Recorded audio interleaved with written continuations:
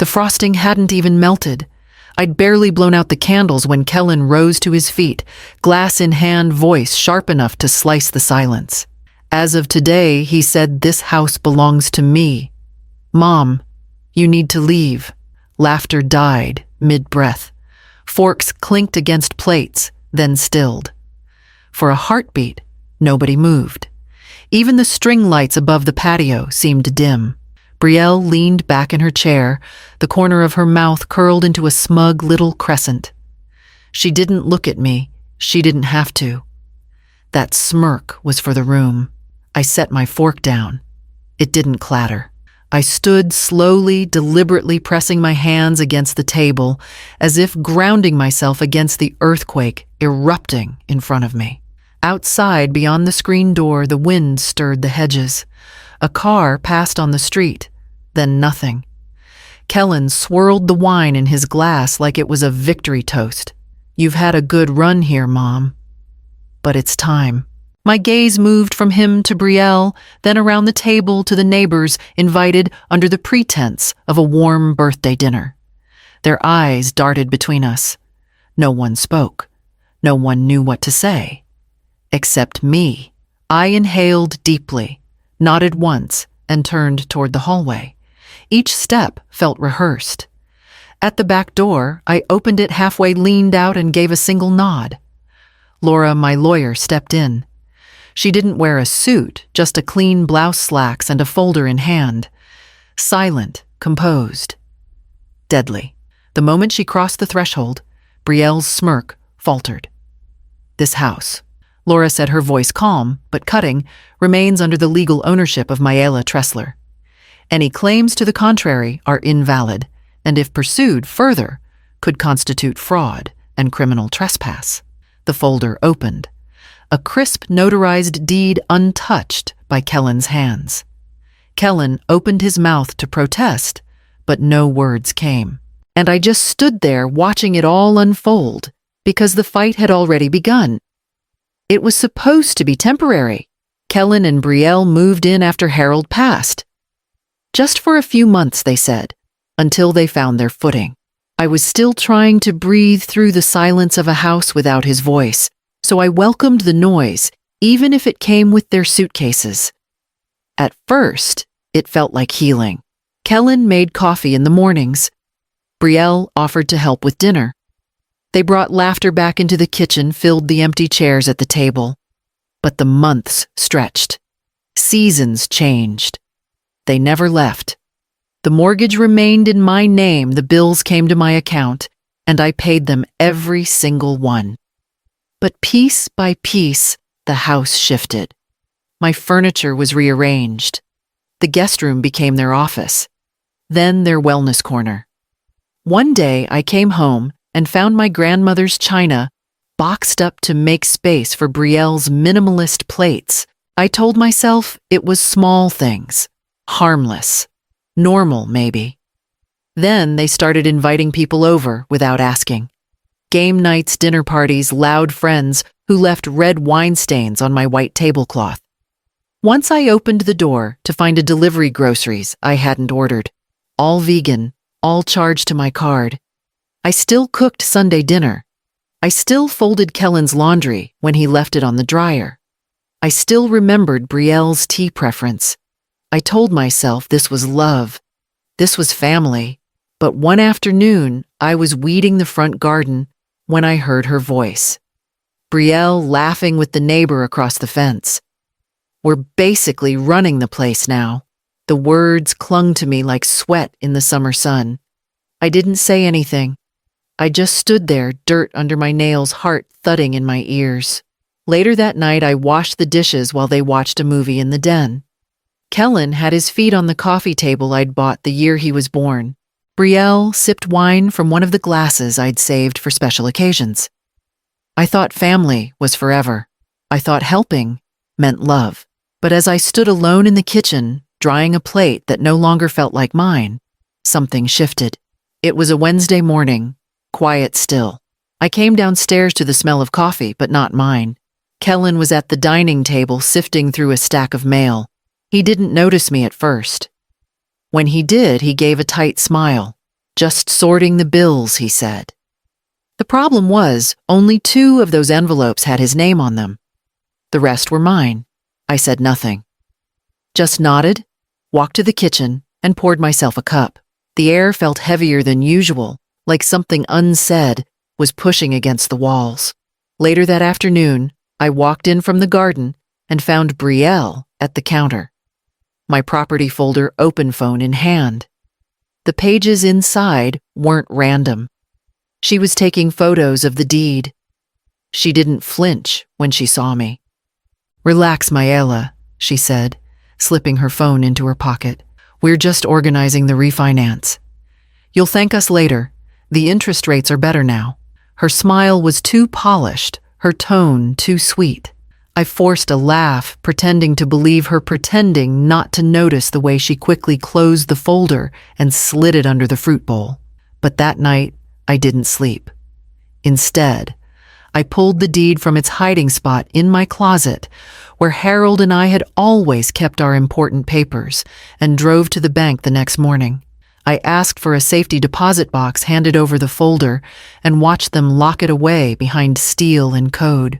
When I returned home, Kellen was at work, and Brielle was in the backyard talking on the phone. I sat at the kitchen table, opened a fresh notebook, and began writing everything down. What mail Kellen was reading, what papers Brielle touched, what words they used when they thought I wasn't really listening.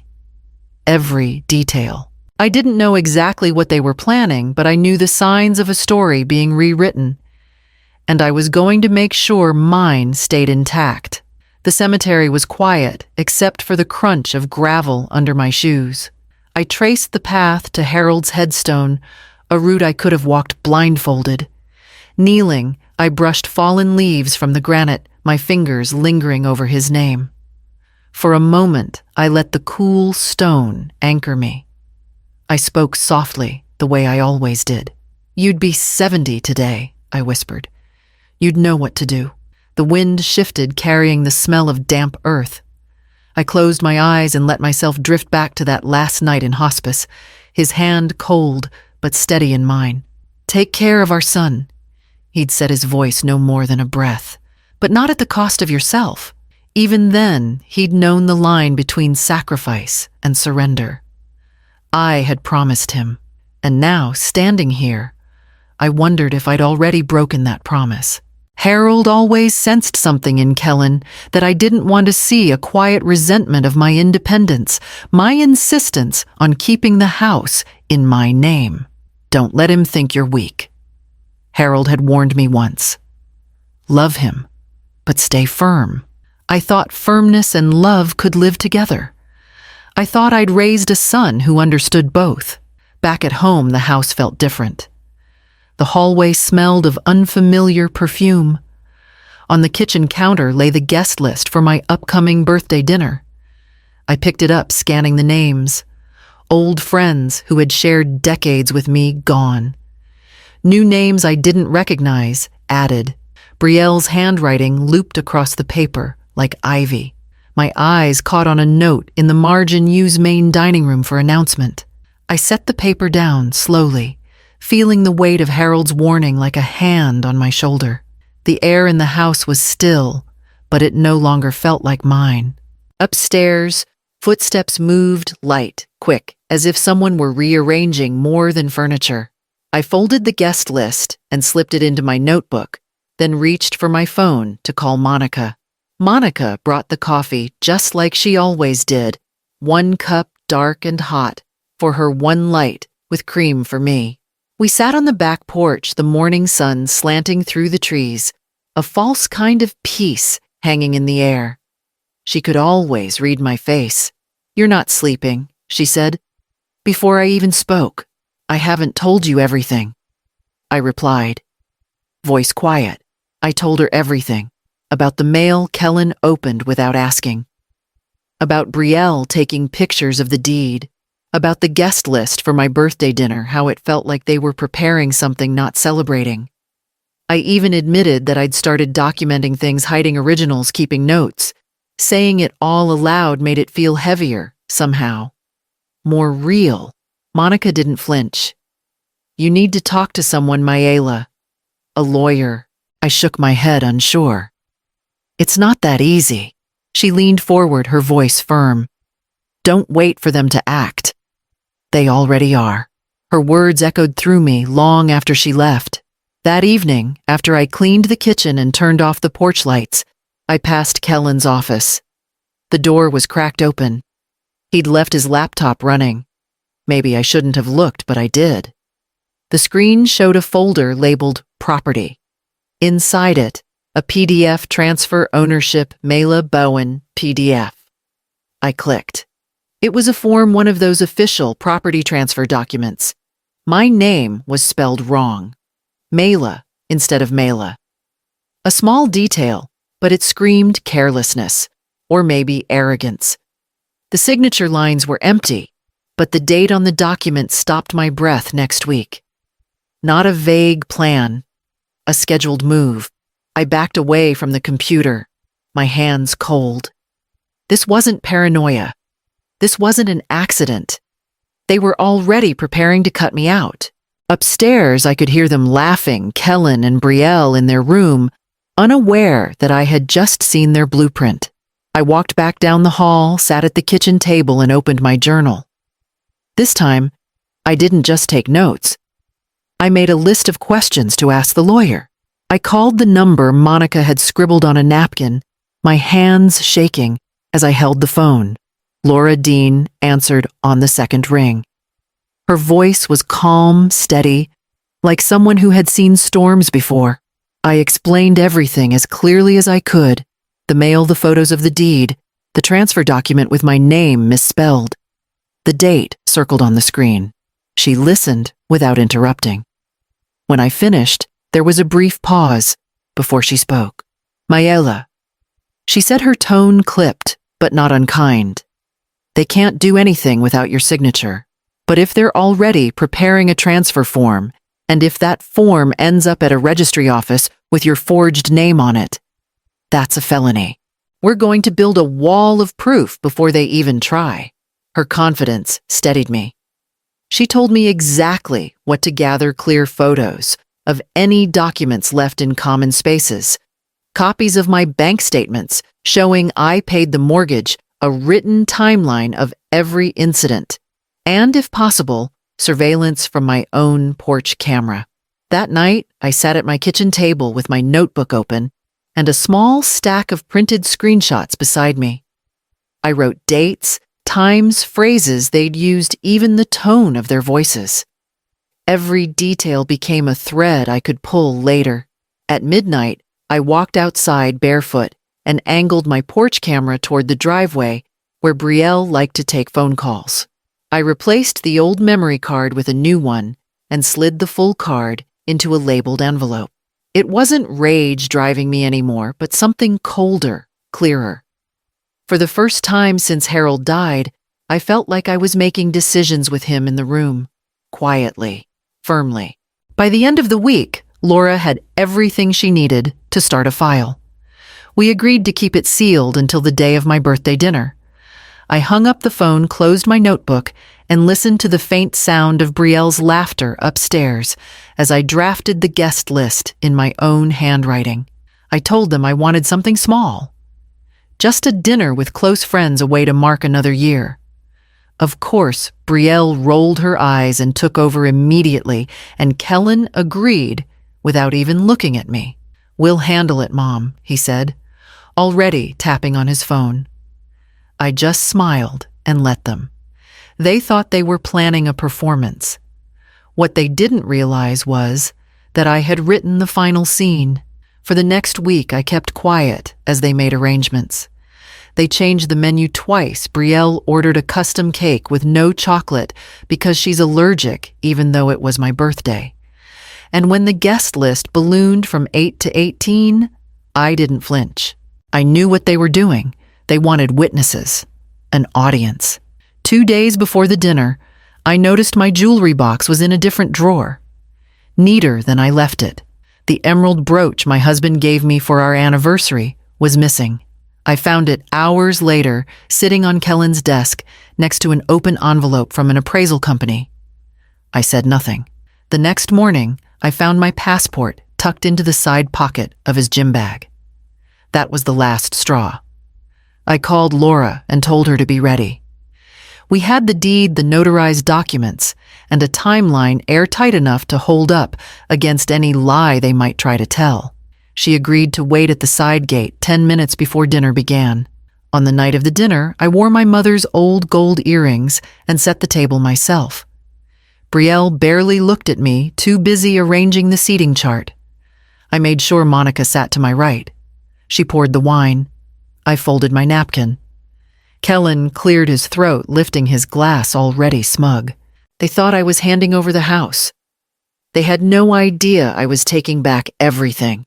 Kellen's voice cut through the room like a blade. "She's old," he said, as if I weren't sitting right there. "She doesn't even use the upstairs anymore. We've taken care of her for years. It's time." A few guests shifted in their chairs. Brielle rested a smug hand on his shoulder, as if she were proud of the performance. I didn't move right away. I let the silence stretch, let their confidence swell for just one more breath. Then I stood. "Calm?" "Certain.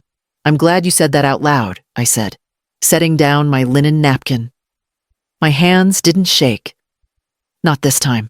I walked to the side table near the hallway where I had placed a small folder earlier.